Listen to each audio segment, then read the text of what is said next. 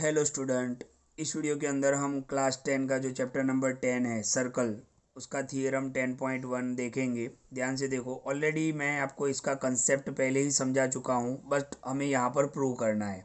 आपको याद होगा कंसेप्ट मैंने क्या समझाया था, तो मैं यहाँ पर आपको बता देता हूँ कि कोई भी सर्कल होगा, ओके, सर्कल का सेंटर है ओ।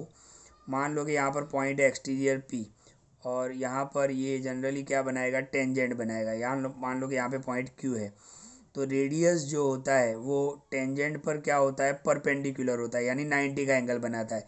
ये ऑलरेडी हम सीख चुके हैं, ओके, कि radius is perpendicular to tangent. ये मैंने आपको सम सॉल्व करने के लिए फॉर्मूला तो बता दिया था। अब इसको हम प्रूव भी कर लेते हैं, राइट, ओके। जो आपको प्रूव करना है थियरम 10.1 के अंदर। तो इस चैप्टर के दो थियरम है, दोनों ही आपको तैयार कर लेने हैं, थियरम 10.1 एंड थियरम 10.2।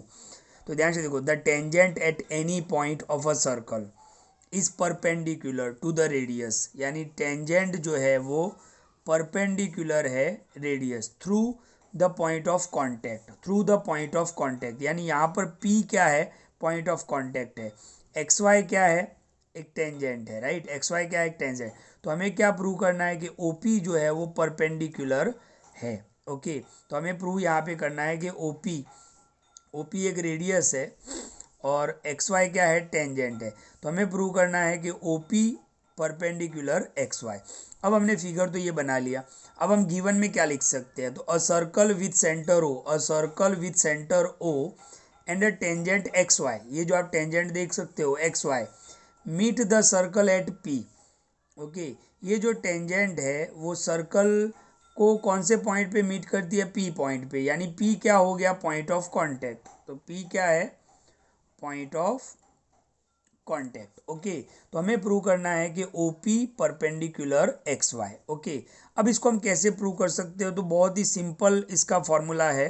ध्यान से देखो अगर मैं इस सेंटर से, देखो हमने OP तो ड्रॉ कर लिया है।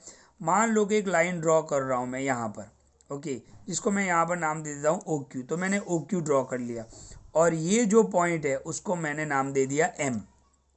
अब आप ध्यान से देखो, OP और OM, ये क्या होगा, देखो OP और OM क्या होगा, रेडियस होगा। ये दोनों तो सेम होंगे, ध्यान से देखो बराबर। OP और OM ये क्या है, रेडियस, क्योंकि M भी कहाँ पर है, सर्कल पर है, और P भी कहाँ पर है, सर्कल पर। तो OM और OP एंड OM क्या होंगे, रेडियस होंगे। तो हमने यहाँ पे लिख दिया OP is equal to OM is equal to radii of circle.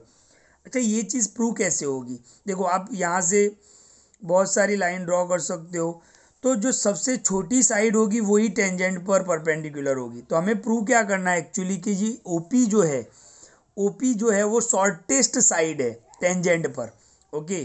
Tangent यहाँ पर है, आप देखो, आप लाइन यहाँ पे ड्रॉ करो, आप लाइन यहाँ पे ड्रॉ करो, यहाँ पे ड्रॉ करो, यहाँ पे ड्रॉ करो, लेकिन सब लाइन के अंदर OP जो है वो सबसे छोटी होगी, तभी वो परपेंडिकुलर होगी। तो इन शॉर्ट हमें प्रूव क्या करना है कि OP is the shortest side on tangent, ये हमें प्रूव करना है, ओके। तो उसके लिए मैंने एक लाइन ड्रॉ कर ली यहाँ पे OQ, ओके।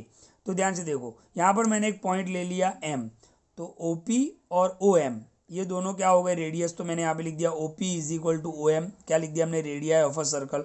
अब आप ध्यान से देखो, OQ बड़ा होगा किससे, OM से, यानी OM छोटा है, देखो OM छोटा है और OQ बड़ा है, तो हम लिख सकते हैं कि OM is less than OQ।